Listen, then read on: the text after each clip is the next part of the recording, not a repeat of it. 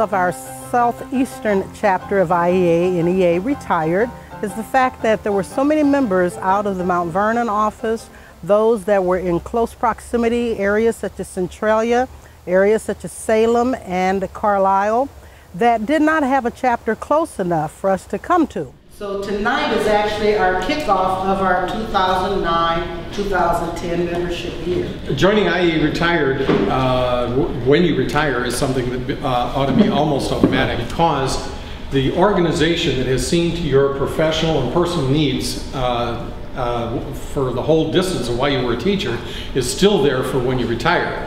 And if you have any... IPACE actively participates in local and state races.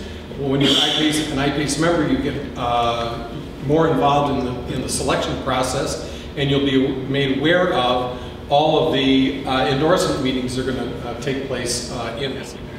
IPACE is going to be your voice in determining what happens in Springfield, and what happens in Springfield can gravely affect your livelihood. So I'm here to talk to you about your pension, what's happening.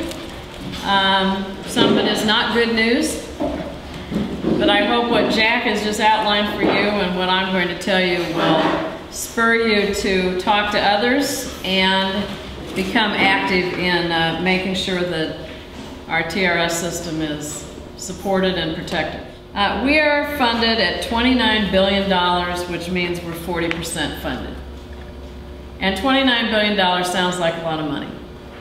I can tell you I've been on the TRS board since 2003, Jan for much longer. When I came onto the board in 2003, we were funded at some point during that time at around $41 billion, with a 63% funded ratio. When you talk about a funded ratio and you hear 40%, it means for every dollar that you owe in a bill, you only have 40 cents to pay it. Why are we having a funding problem? Anybody? Because the state has not paid its bill for years. When you were teaching, you paid into it. Those of you still teaching, you're paying into it. Your districts are paying what they need to pay. We are taking that money and we are investing it.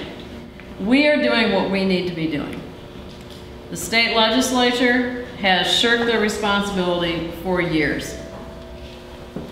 And so I liken it to making your credit card go up and up, and you might not even be paying the minimum.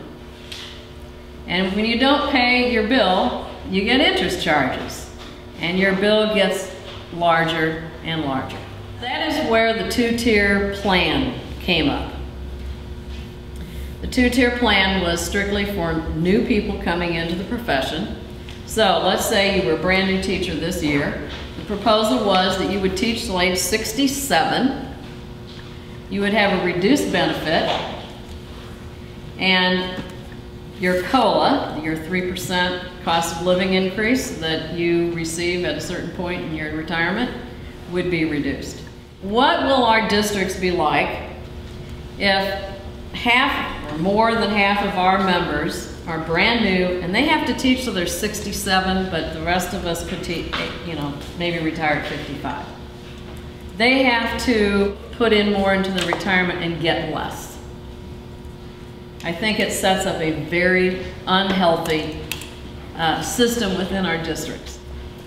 Please know there are groups out there that think that you are getting way too much money in your pension, that we should not have a defined benefit plan, which is a defined benefit for life, and instead they want to move new people into the profession into a defined contribution plan, where the point is you take your own money, you invest it, and hopefully you can live on it. That is what they want, and they are going to continue to fight to try to get that. We have a constitutionally guaranteed pension, and we have to make sure that stays that way. And we have to make sure that our pension is funded so that all of you can live a nice retired life. Tonight was just kind of like the icing on the cake. We had a crowd here, and we hope that we can get off to a fine start, and I hope we just keep going, growing, and we want to have a membership that will make us worthy that we've done something great. To all